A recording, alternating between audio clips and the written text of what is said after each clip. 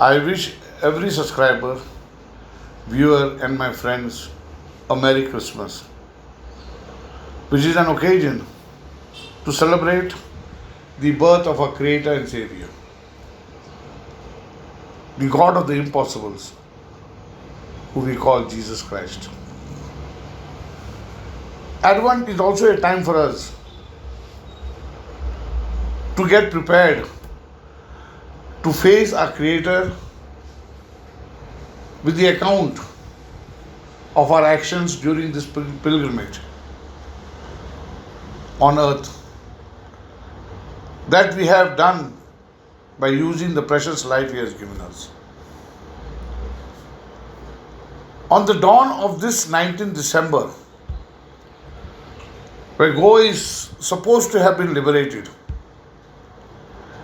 I had raised the question whether we were truly liberated, and that every one of us should be conscious about the happenings around us. Unfortunately, it was on that very noon that young children, students, and some elders were picked up by the Goa police for reasons known best to them. They never protested, anticipating some action by these innocent children. They were picked up and pushed into buses which are normally used to transport hardened criminals. Now, not informing the children where they were being taken, neither trying to find out who their elders were to inform them, is not just trampling on democratic rights, it is the crushing of basic human rights.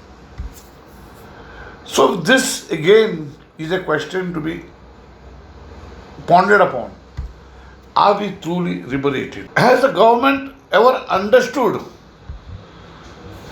what would be the psychological impact on these innocent minds for having been lifted up, not knowing where they were taken, and taken into buses which they normally see hardened criminals taken to either to the police lockup or to the judiciary or to the health centers for their medicals. Now, our government has become that insensitive. Now, these rulers of ours should not lose sight of one thing, that all positions, particularly the political class, are come from God and are given by God. Especially the political class who take an oath that they would serve the state or the country justly. The state whose citizens and all that includes in it, which is God's gift and God's creation. It is time they should introspect that whether they are in tune with the oath that they take, that they would protect God's creation.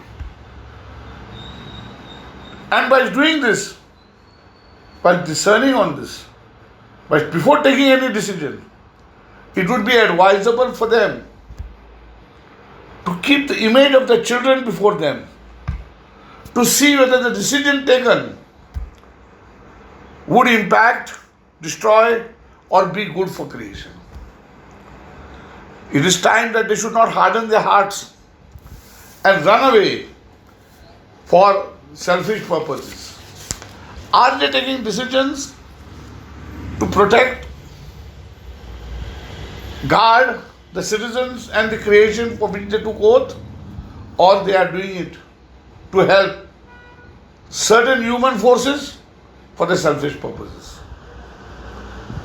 They should not forget that they would be answerable, and then it might have been too late to realize, because it would be doom for them and doom for their own generation, and especially their own children. It is also the season to realize that among the cries of the people is the voice of God. They should understand that they should think twice.